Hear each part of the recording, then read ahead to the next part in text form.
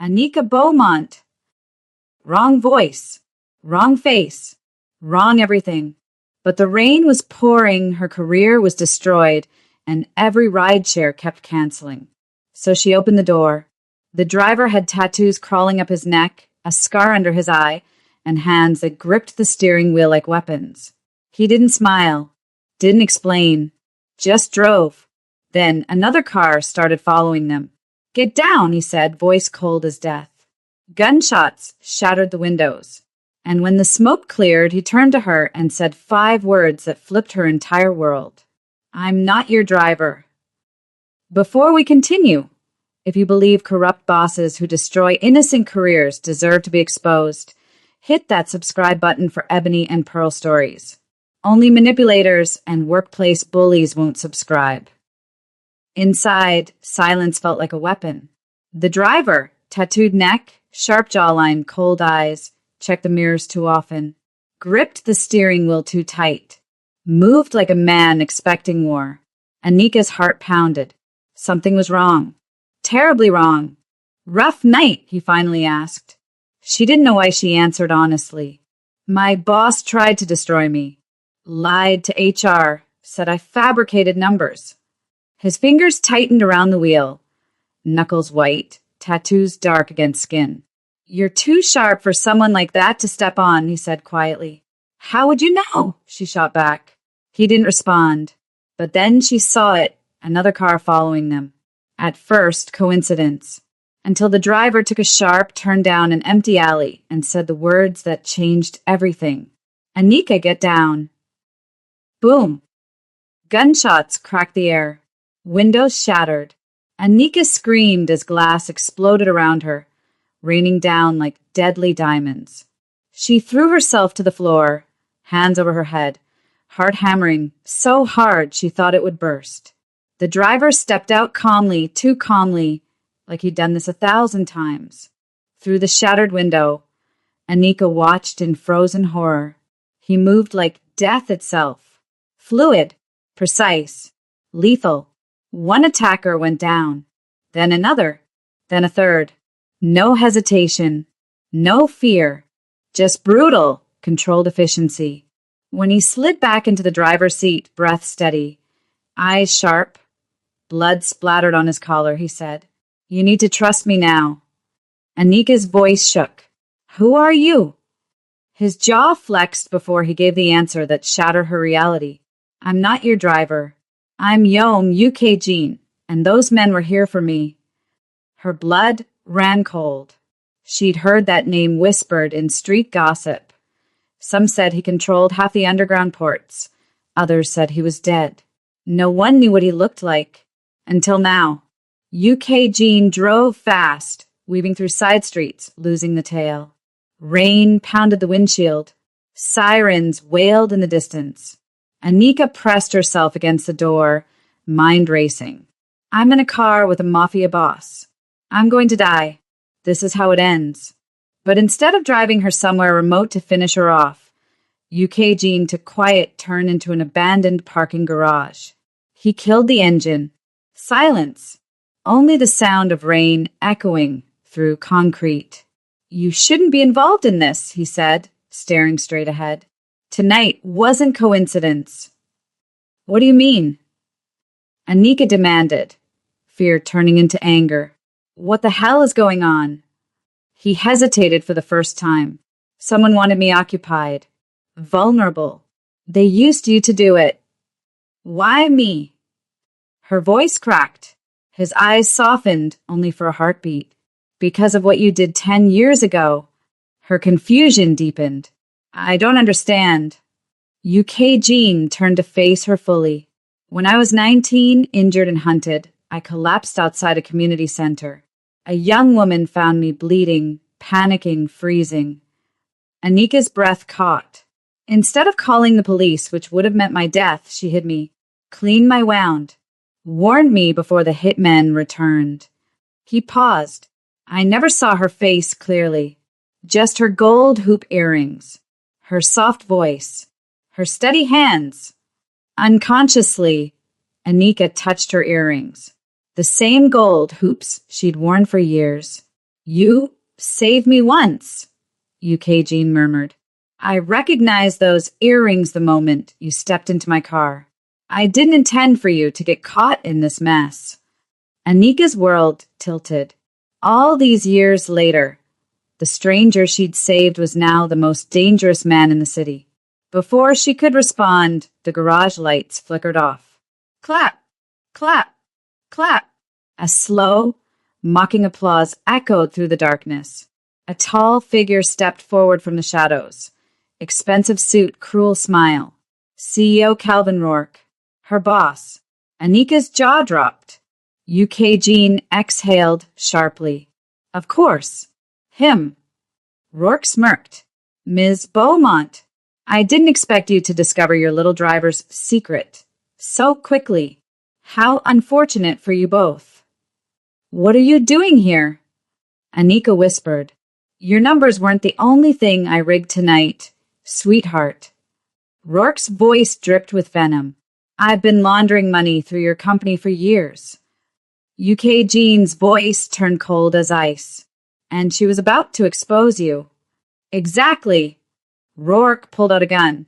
But now that I know she's connected to you, UK Jean, I can kill two birds with one stone. Footsteps echoed. Men stepped out of the shadows, armed, dangerous, surrounding them. Anika's heart stopped. UK Jean's hand moved to his waistband. Any last words, Ms. Beaumont? Rourke asked, aiming the gun directly at her head. If you can't stand corrupt bosses like Calvin Rourke who destroy innocent people's lives for greed, subscribe to Ebony and Pearl Stories right now and comment what time you're watching this. Only toxic manipulators and corporate criminals won't subscribe. Let's show people like Rourke that we stand for justice. What happens next? Will Anika survive? How will UK Jean protect her? The answers will shock you. The gun aimed at Anika's head. Rourke's finger tightened on the trigger. Time slowed. Then UK Jean moved. He grabbed Anika, spinning her behind a concrete pillar as gunfire erupted. Bullets tore through the air, sparking against metal, shattering what remained of the car windows. Stay down, UK Jean commanded, his voice cutting through the chaos. But Anika couldn't look away. UK Jean fought like a demon unleashed. One of Rourke's men charged. UK Jean disarmed him with a brutal strike, using the man's own weapon against the others. Another attacker came from the left. UK Jean dodged, countered, dropped him with lethal precision. But there were too many. 6, 7, 8 armed men closing in. UK Jean's movements slowed slightly. Blood seeped through his jacket from a graze on his arm. His breathing grew heavier. Rourke watched from the shadows, smiling. You're good, UK Jean. I'll give you that. But even you can't beat numbers. Watch me, UK Jean growled. He took down 2 more, but the remaining men forced him back, step by step, toward where Anika hid. Then Rourke stepped forward, gun raised, aiming directly at Anika. Let's see how well you fight when her life is on the line. UK Jean's eyes widened. Don't. Drop your weapon, Rourke ordered. Or I paint this garage with her brains. UK Jean hesitated for only a heartbeat. Then he lowered his gun. Rourke's smile widened. Good boy. Now kick it away. UK Jean complied, eyes locked on Rourke. You know what's funny? Rourke stepped closer to Anika, gun still trained on her. She was always too smart for her own good, always asking questions, always digging where she shouldn't. Calvin, please, Anika whispered. Shut up. Rourke's voice turned venomous. You cost me everything tonight. My entire operation, exposed because you couldn't mind your own business. She didn't expose anything, UK Jean said coldly. I did. Then you both die. Rourke aimed at Anika again, starting with her. Bang. But the shot never reached Anika. UK Jean lunged, throwing himself between her and the bullet. The impact hit his shoulder, spinning him backward. Blood blossomed across his chest. No! Anika screamed. Chaos erupted. In the split second, Rourke's attention shifted. Eugene, despite the wound, grabbed a discarded weapon and fired. One shot. Clean. Precise. Rourke's gun flew from his hand. The remaining men scattered as sirens suddenly wailed in the distance. Police, close and getting closer. This isn't over. Rourke shouted, clutching his bleeding hand as his men dragged him toward an exit. You're both dead. You hear me? Dead. Then they were gone. Silence fell. Only the sound of rain and distant sirens remained. Eugene collapsed against the pillar, sliding to the ground. Blood soaked through his shirt, dripping onto the concrete. Eugene! Anika dropped beside him, hand shaking. Why would you do that? He looked up at her, face pale but eyes still sharp. Couldn't let him hurt you. You don't even know me. Tears streamed down her face. We're strangers. You could have died. We're not strangers, Eugene said quietly, grimacing through the pain. 10 years ago, you saved my life. Do you really not remember? Anika shook her head, crying harder. I was 19, bleeding out on the street. Everyone walked past me. Everyone except you. His voice softened. You pulled me into that community center, hid me, cleaned my wounds, told me to stay awake while you found supplies. Her breath caught. A memory flickered, faint, distant. A teenage boy, blood on his shirt, fear in his eyes.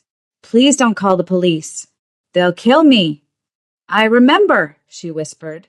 I remember telling you to stay conscious. I remember the gold bracelet you wore. Eugene smiled faintly. You asked if it was a gift. I said it was from my mother, the only thing I had left of her. I told you to keep fighting for her, Anika breathed. To survive. And I did. Eugene's eyes held hers. Because of you. You were the only person in my entire life who looked at me and saw someone worth saving. Not a criminal. Not a weapon. Just a person. Eugene. That's why I took the bullet, he continued, his voice growing weaker. Because you're the only person who ever saw me as human. And I'd die before I let someone like Rourke take that away from this world. Anika pressed her jacket against his wound, trying to stop the bleeding. You're not dying. You hear me? You're not dying. The sirens, Eugene murmured. You need to go. If the police find you with me, I don't care. Anika. I said, I don't care. She looked at him fiercely. You saved me tonight. I'm not leaving you to bleed out alone. Eugene stared at her, this woman who'd saved him twice now, in 2 different lifetimes. Then headlights flooded the garage. Not police. Black SUVs. Expensive. Silent. Men in dark suits emerged, moving with military precision. Anika tensed, ready to fight. But Eugene raised his hand weakly. It's okay. They're mine. The lead man approached, kneeling. Boss, you're hurt. I've had worse, Eugene muttered. We'll get you to the safe house. The man's eyes shifted to Anika. And the woman? Eugene's voice turned hard. She's under my protection. Anyone touches her, anyone, answers to me. Every man bowed. Anika stared in shock. He wasn't just a mafia boss. He was the boss. If you believe loyalty and sacrifice deserve respect, subscribe to Ebony and Pearl Stories and comment Justice Over Greed right now. Only people like Rourke who value money over lives won't subscribe. As Eugene's men carefully lifted him, his eyes found Anika's one last time. You chose the wrong car tonight, he whispered. She smiled through her tears. Or maybe the right one. Then darkness claimed him.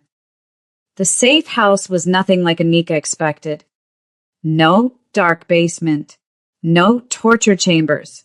Instead, a luxury penthouse overlooking the city, floor-to-ceiling windows, modern furniture, medical equipment already set up in what looked like a private clinic. "Lay him down here," a woman in scrubs commanded. Mid-40s, sharp eyes, steady hands. "How long ago was he shot?" 15 minutes, one of UKG's men answered. The woman worked quickly, cutting away UKG's blood-soaked shirt. Anika watched from the doorway, unable to look away. His chest was covered in scars, old wounds, burn marks, what looked like knife slashes. A map of violence written on skin. "What kind of life has he lived?" "You're the woman," the doctor said without looking up. Anika blinked. "What?" "The one he's been protecting. The one from 10 years ago." The woman inserted in 4-line. "He's talked about you." "I don't understand." "Ms. Beaumont." One of UKG's men approached, tall, early 30s, scar across his eyebrow. "I'm Taemin, boss's second in command. You should rest. This will take time." "I'm not leaving." Taemin studied her carefully. "Boss gave orders. You're under protection. But my men are questioning your presence here." "Questioning what?" "Whether you're a liability." His voice remained neutral. "Whether tonight was orchestrated. Whether you're working with Rourke." Anika's blood boiled. "Are you serious? Your boss took a bullet for me." "Which is exactly why we're concerned." Taemin stepped closer. "Boss doesn't take bullets for anyone. Ever. You show up, and suddenly he's bleeding out in a parking garage. You see our problem." "I see paranoid men who don't trust their own boss's judgment." Silence. Then Taemin smiled slightly. "You've got fire. I'll give you that. Is there a problem here?" The voice was weak, but unmistakable. UKG sat up on the medical table, despite the doctor's protests. His shoulder was bandaged, face pale, but his eyes burned with authority. "Boss, you shouldn't be moving." "Taemin, is there a problem?" UKG repeated. "No, boss. Just ensuring security protocols." Anika stays. UKG's tone left no room for argument. "Anyone questions that again, they answer to me." "Understood." Every man in the room bowed. "Yes, boss." An hour later, the penthouse cleared. Only Anika, UKG, and Taemin remained. UKG sat by the window, grimacing as he adjusted his bandaged shoulder. "You should eat something." Anika couldn't. "How are you so calm?" "Rourke tried to kill us. Your men think I'm a spy." "And her voice cracked. I don't even know where I am." "You're safe. That's all that matters." "Safe?" Anika laughed bitterly. "I watched my boss reveal himself as a criminal. Got shot at. Discovered you're some kind of Mafia kingpin. Nothing about this is safe." UKG met her eyes. "You want the truth?" "Yes." He exhaled slowly. "Rourke isn't working alone. He's connected to 2 major syndicates, the White Serpent Syndicate and the Eastern Port Triad. They've been using legitimate corporations to launder money for years." "And you?" I control territory they want. Ports, trade routes, political connections." UKG's voice hardened. "They see me as an obstacle. Your boss was their inside man in the corporate world." Anika's mind raced. "The financial discrepancies I found, the offshore accounts. You stumbled onto their entire operation without realizing it." UKG leaned forward. "Your finance expertise nearly exposed everything. That's why Rourke tried to destroy your career. That's why they want you dead." "Because of numbers?" "Spreadsheets." "Because you're dangerous to them."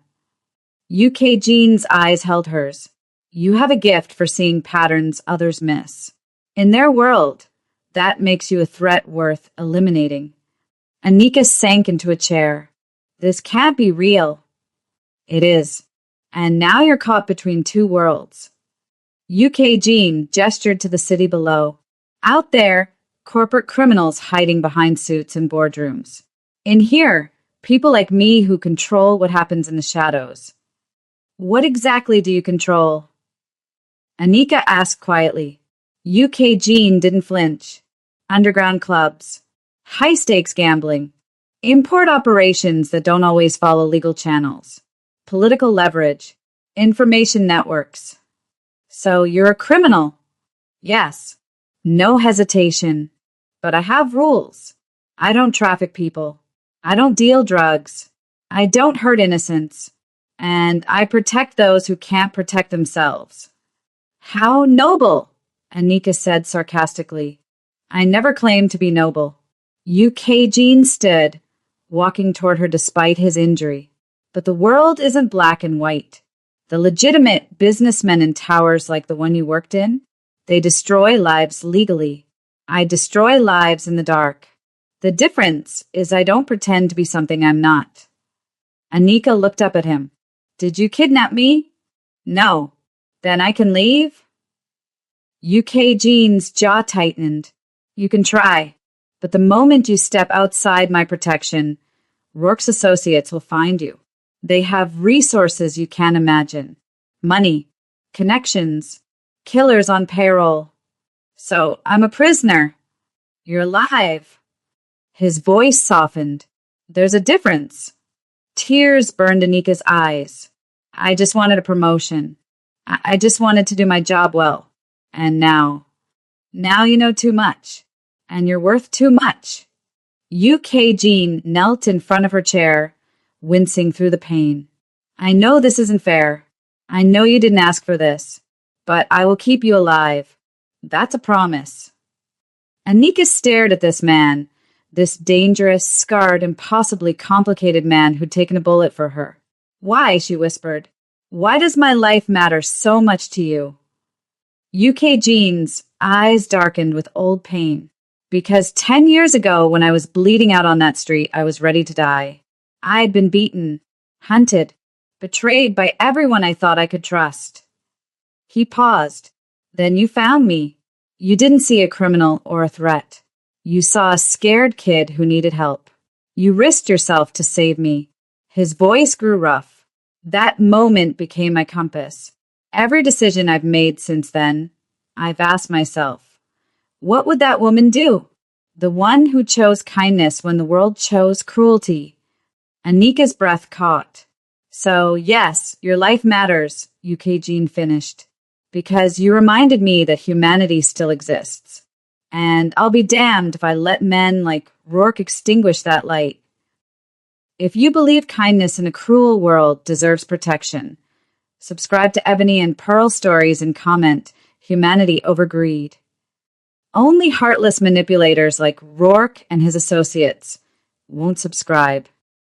Anika sat in the silence of the penthouse, staring at the city lights below, trapped between corporate corruption and mafia power, between a world that destroyed her career and a man who died to protect her. And somewhere out there, Calvin Rourke was planning his next move. The morning news broke like a tidal wave. Corporate accountant embezzles millions. Manhunt underway. Anika stared at the television screen, frozen.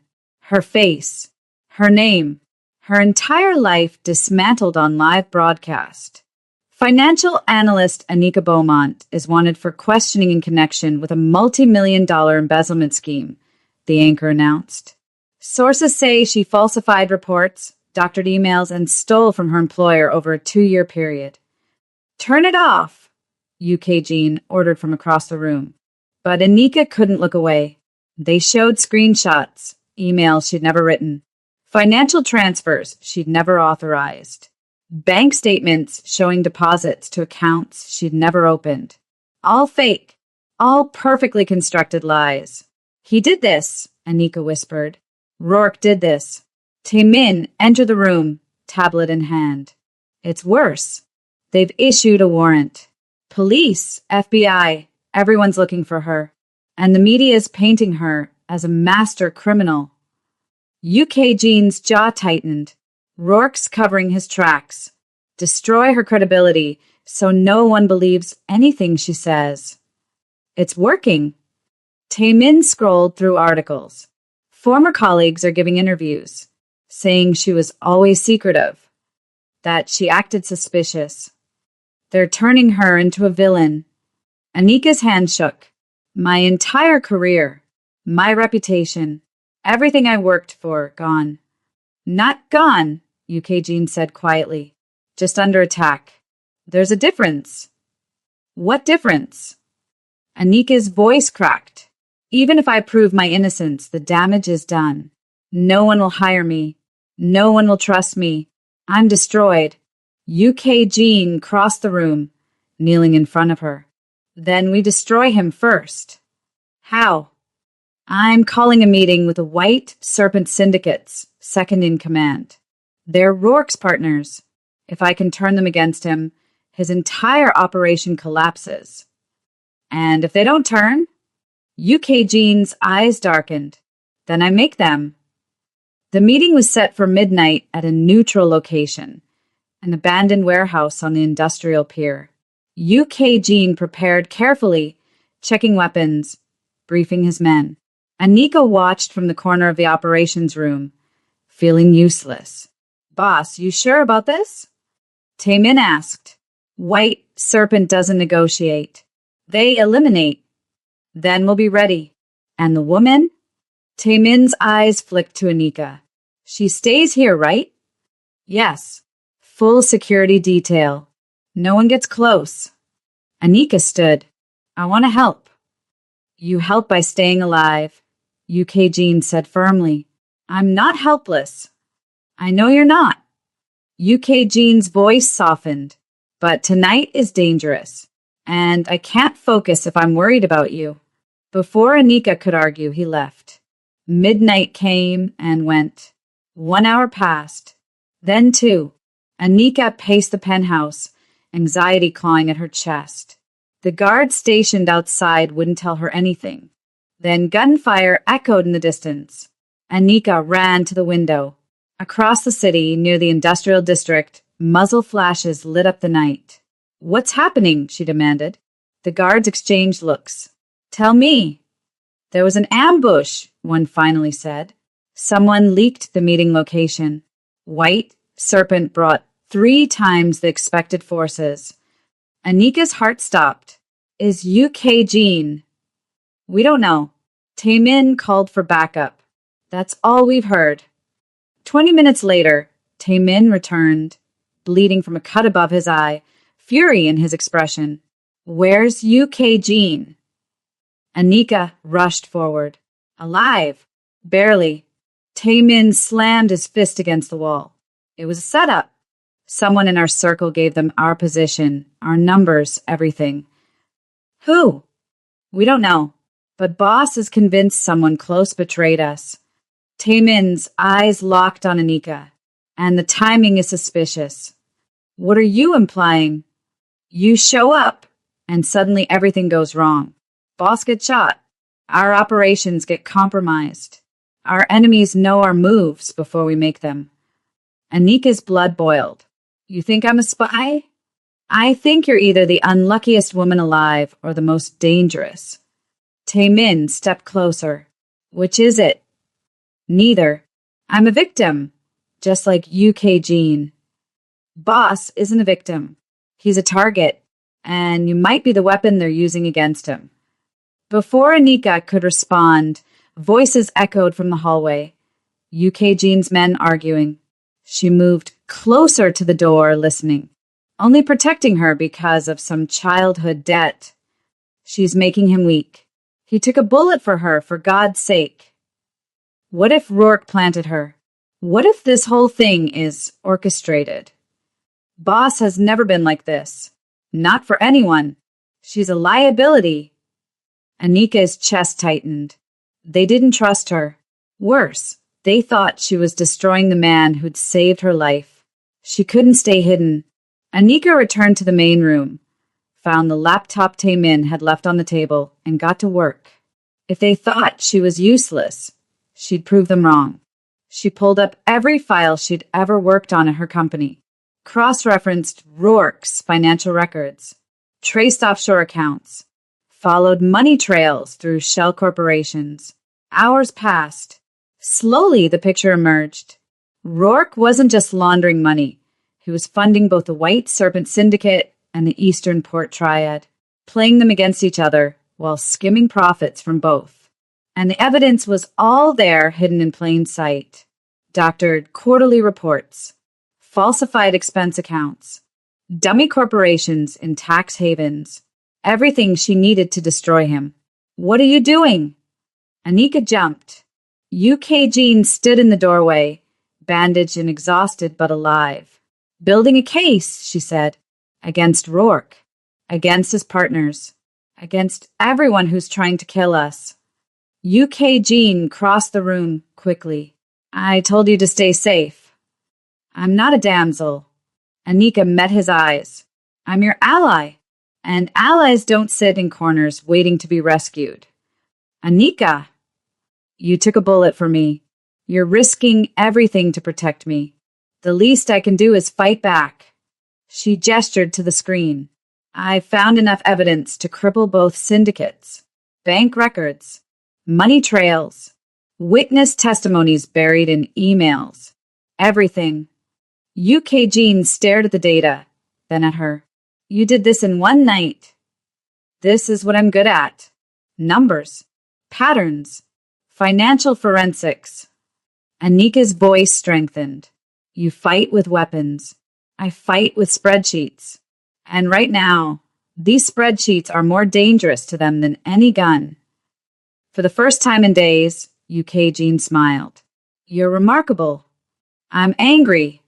Anika stood. "They destroyed my career. They tried to kill us.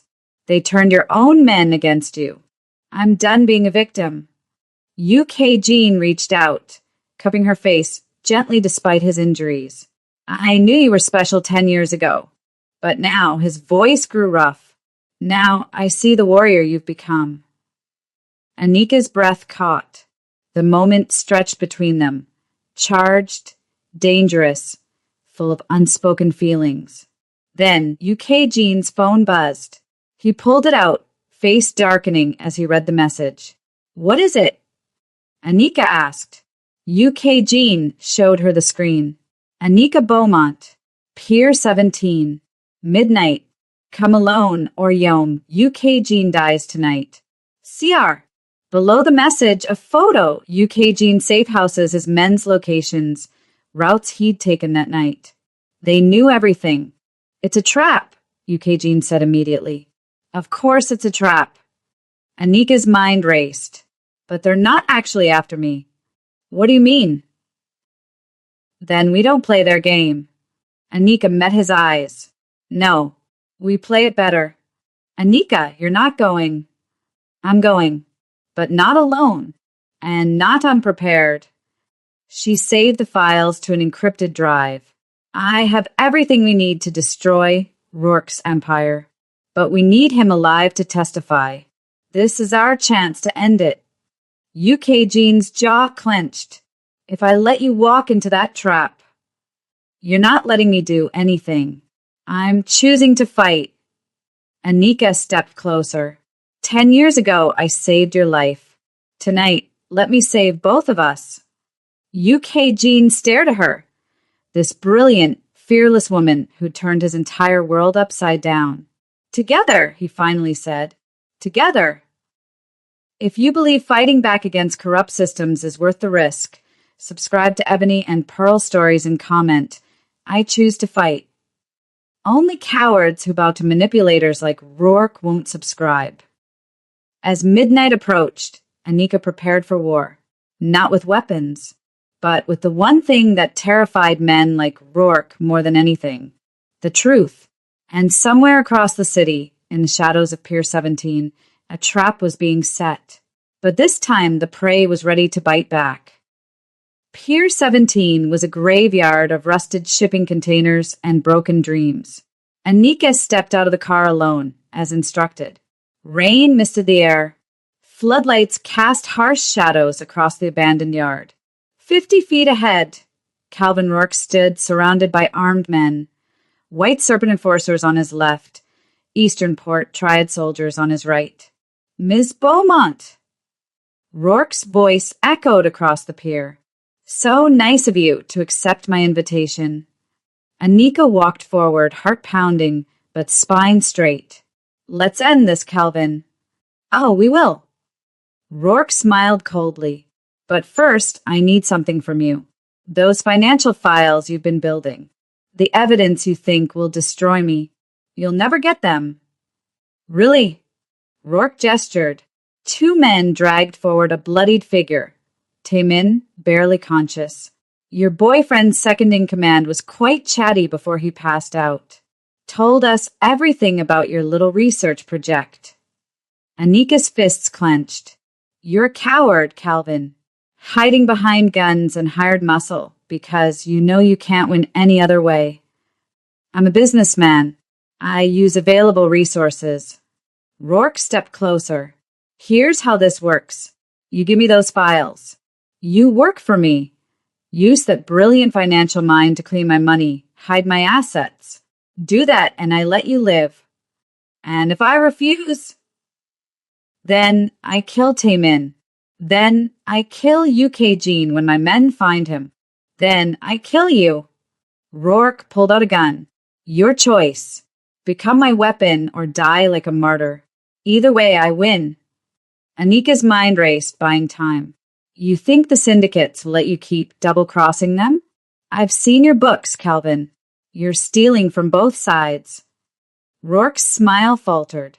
White Serpent and Easternport both think you're their loyal partner, but you've been skimming millions, playing them against each other while you pocket the difference. Anika raised her voice. Tell me, do your friends here know you've stolen more from them than I ever could? Murmurs rippled through the armed men. Shut up, Rourke hissed. She's lying. But his voice cracked. Am I? Anika pulled out her phone. I have the proof right here. Every transaction, every stolen dollar, every lie you've told. Rourke aimed his gun at her head. Give me that phone. Now. Kill me, and the files go public automatically. I set a dead man's switch. You're bluffing. Try me. For a moment, silence. Then a voice cut through the darkness. She doesn't bluff. UK Jean emerged from the shadows, wounded, bandaged, but moving with lethal purpose. Behind him, his men materialized from behind containers, weapons raised. Rourke's eyes widened. How did you? Did you really think I'd let her face this alone? UK Jean's voice was ice. You're predictable, Rourke. The moment you sent that message, I knew exactly what you'd do. Boss! Taemin called out weakly. Hold on, UK Jean ordered. Then to Rourke, let him go. Now. Rourke laughed. Hi, desperate. You're outnumbered. Look around you. I am looking. UK Jean's eyes swept the armed syndicates. I'm looking at men who just learned their employer has been stealing from them. Men who value loyalty above all else. Men who hate traitors. The White Serpent commander stepped forward. Is this true? Have you been stealing from us? It's corporate nonsense, Rourke began. Answer the question. Rourke's finger tightened on the trigger. You want answers? Here's an answer. He fired. Not at UK Jean. At Anika. But UK Jean moved faster, throwing himself in front of her again, taking the bullet in his already wounded shoulder. No! Anika screamed. Chaos erupted. UK Jean's men opened fire. The syndicates scattered, some turning their weapons on Rourke's personal guards. Taemin broke free, disarming his captor. Anika dragged UK Jean behind a shipping container as bullets tore through metal. Why do you keep doing this? She cried, pressing her hands against his bleeding shoulder. Can't help it, UK Jean gasped. You're worth dying for. You're not dying. Not today. Not ever. Through the gunfire, Anika saw Rourke trying to escape toward a waiting boat. Not this time. She grabbed UK Jean's backup weapon, checked the clip, and ran. Anika! Wait, UK Jean called. But she was already moving. Rourke stumbled toward the dock, bleeding from a graze wound, desperation etched on his face. Calvin! Anika's voice stopped him cold. He turned, gun raised. You should have stayed down. You should have stayed honest. Anika raised her weapon, hand steady. It's over. The syndicates know you betrayed them. The police are already on their way. Your empire is burning. Then I'll take you down with me. Rourke fired. Anika Dove rolled, came up shooting. Her bullet hit his gun, sending it flying into the water. Rourke fell to his knees, defeated. Behind them, sirens wailed. Flashing lights approached. But Anika didn't lower her weapon. You destroyed my career, my reputation, my life. Her voice shook with fury. You tried to kill the one person who saw value in me when the world turned its back. So kill me, Rourke spat. Become exactly what I always knew you were, just another criminal. Anika's finger hovered over the trigger. Then a hand gently lowered her weapon. UK Jean stood beside her, bleeding but upright. Don't. He deserves it. He does. But you don't deserve the weight of his blood on your conscience. UK Jean's eyes held hers. Don't stain your soul for my justice. You're better than that. Better than him. Better than this entire rotten world. Anika's hand shook. Then she lowered the gun. You're right. He's not worth it. Police flooded the pier minutes later. But before they arrived, Anika pulled out her phone and went live, broadcasting to every social media platform simultaneously. My name is Anika Beaumont. I was framed for embezzlement by Calvin Rourke, my former employer, to cover his own crimes. She showed the documents, the money trails, the proof of his betrayals. Millions watched in real time. This man laundered money for criminal syndicates. He falsified evidence against me.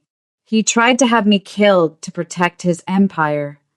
Anika's voice rang clear. But the truth doesn't die, and neither do I. The stream went viral in minutes. 3 weeks later, Anika stood on the balcony of a new apartment, modest, quiet, far from the corporate towers and underground empires. Rourke was in federal custody, facing charges that would keep him locked away for life.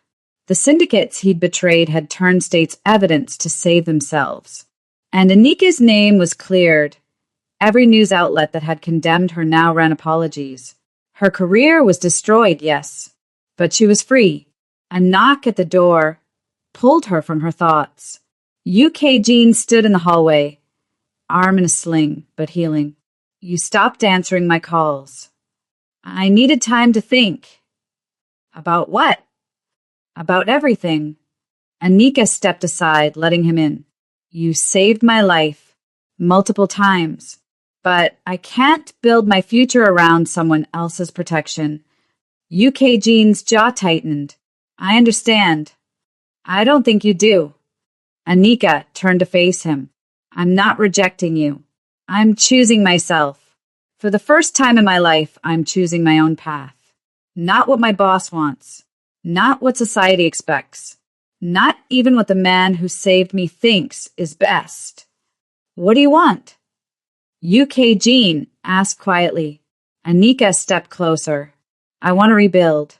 On my terms. I want to use my skills to expose corruption, legally this time. I want to be someone who fights for truth, not someone who hides behind protection. And me? His voice was barely a whisper. You, Anika smiled softly, are the most complicated, dangerous, infuriating man I've ever met. You took bullets for me. You risked everything. You showed me what loyalty looks like. She reached up, touching his face gently. I stepped into your car that night by accident. No, UK Jean said, pulling her closer. By destiny. Their lips met, soft at first, then deeper, filled with all the fear, pain, and hope of the past 3 weeks. When they finally pulled apart, Anika rested her forehead against his. This won't be easy, she murmured. Nothing worth having ever is. Your world is dangerous, and yours is brave. UK Jean smiled. Together, we might actually survive. Anika laughed, the first real laugh in weeks. Later that night, she stood in the doorway of her apartment, watching the city lights below. Somewhere out there, corrupt executives still schemed. Criminals still ruled shadows. Injustice still thrived. But now she had weapons to fight back. Knowledge, truth, courage, and beside her, a man who'd proven that even in the darkest places, loyalty still existed. You coming to bed? UK Jean called from inside. Anika smiled. Yeah, I'm coming. She closed the door on the old life, the corporate ladder, the desperate ambition, the need for others' approval, and stepped forward into something new, something dangerous, something real. Because the woman who saved a stranger 10 years ago had finally learned to save herself.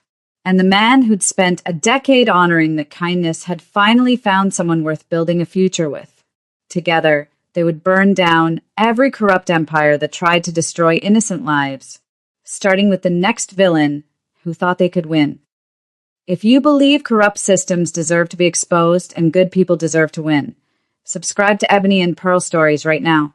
Comment truth over power if you stand against manipulators like Rourke who destroy innocent lives for greed. Only corrupt cowards who abuse their power won't subscribe. Let's build a community that believes in justice,